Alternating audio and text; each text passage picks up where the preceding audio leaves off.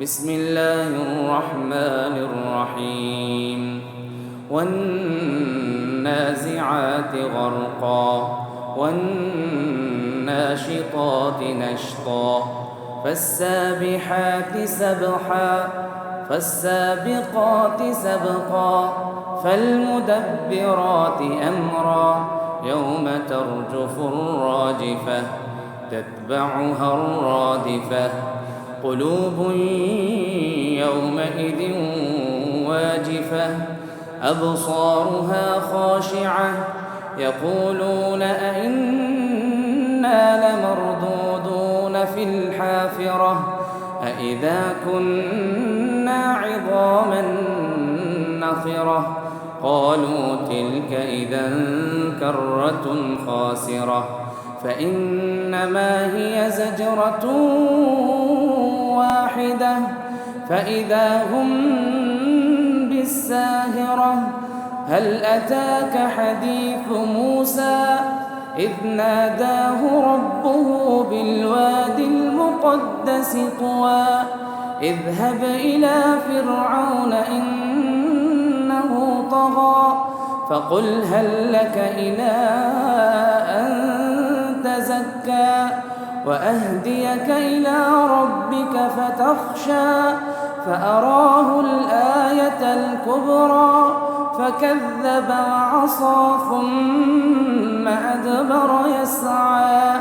فحشر فنادى فقال أنا ربكم الأعلى فأخذه الله نكال الآخرة والأولى إن في ذلك لعبرة لمن يخشى أأنتم أشد خلقا أم السماء بناها رفع سمكها فسواها وأغطش ليلها وأخرج ضحاها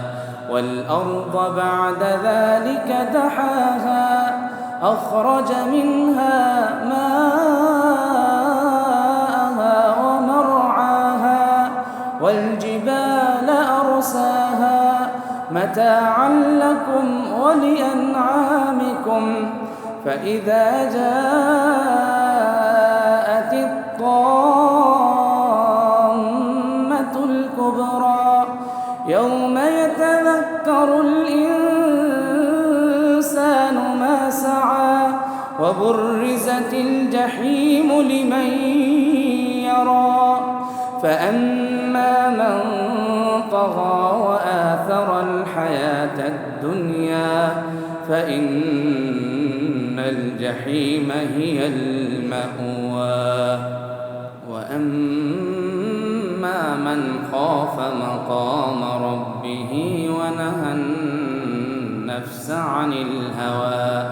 فإن الجنة هي المأوى يسألونك عن الساعة أيان مرساها فيم أنت من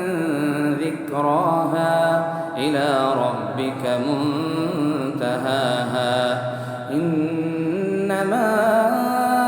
أنت منذر من يخشاها